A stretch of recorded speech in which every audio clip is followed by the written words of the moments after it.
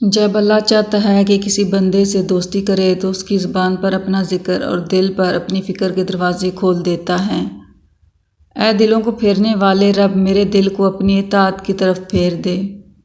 فارغ بیٹھ کر سوچنا کہ آخر تمہارے رب کے تم پر کیا کیا احسان ہیں، یقیناً تم گن نہیں پاؤ گے، تو بس اپنے رب کا شکر ادا کرتے رہو۔ دنیا کی ساری چیزیں ٹھوکر لگنے سے ٹوٹ جاتی ہیں، مگر صرف انسان وہ چیز ہے جو ٹھوکر لگنے کے بعد بنتا ہے۔ برے سلوک کا بہترین جواب اچھا سلوک، اور جہالت کا بہترین جواب خاموشی ہے۔ حقیقت تو یہ ہے، اللہ کے سوا ہر سہارا کمزور اور عارضی ہے۔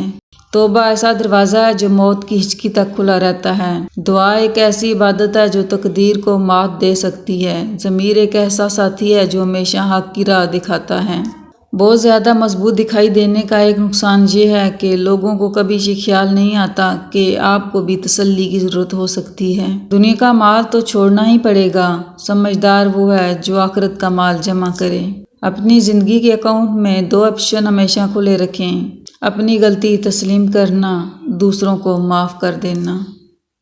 نیکی تو اس خوشبو کی مانند ہے جو نیت کے پھول سے پھوٹتی ہے۔ جتنی نیت صاف ہوگی اتنا ہی پھول خوشبودار ہوگا۔ بے شک اللہ ہر چیز پر قادر ہے۔ انتقام میں اتنی قوت نہیں ہے جتنی قوت صبر میں ہے۔ لوگ انتقام لے کر صبر کی قوت کو ختم کر دیتے ہیں۔ احساس کہنے کو تو چھوٹا لفظ، لیکن اہمیت کے لحاظ سے بہت بڑا خزانہ ہے۔ رشتوں کو توڑنے جوڑنے میں اسی کا بڑا ہاتھ ہے۔ صرف ہاتھ ہی نہیں، الفاظ بھی سہارا بنتے ہیں۔ جہاں ہاتھ نہ پکڑ سکیں وہاں لفظوں سے تھام لیا کریں۔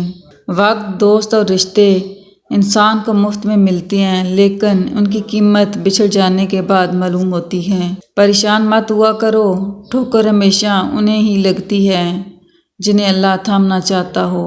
جب انسان اپنے رب پر اس قدر بھروسہ کر لیتا ہے کہ اس کے علاوہ کوئی بھی اس کی ضروریات پوری کرنے والا نہیں، تو اللہ بھی اپنے بندے کو مایوس نہیں لوٹاتا۔ انسان کی بہترین ساتھی اس کی صحت ہے۔ اگر صحت ساتھ چھوڑ جائے تو پھر انسان ہر رشتے کے لیے بوجھ بن جاتا ہے۔ کسی نے پوچھا، ہمیں کیسے پتہ چلے گا کہ ہماری نماز قبول ہوئی یا نہیں؟ تو فرمایا گیا کہ اگلی نماز کی توفیق مل جائے تو سمجھ جانا کہ تمہاری پچھلی نماز قبول ہو گئی۔ ایک امید ہے جو ہر روز مجھے جینے کا سہارا دیتی ہے کہ ایک دن اللہ میری تمام دعائیں سن لے گا۔ رسول اللہ صلی اللہ علیہ وآلہ وسلم نے ارشاد فرمایا، لوگوں، انسان کو دنیا میں ایمان اور عافیت سے بڑھ کر کوئی نعمت نہیں دی گئی، اس لیے اللہ سے ان دونوں چیزوں کی دعا کرتے رہا کرو۔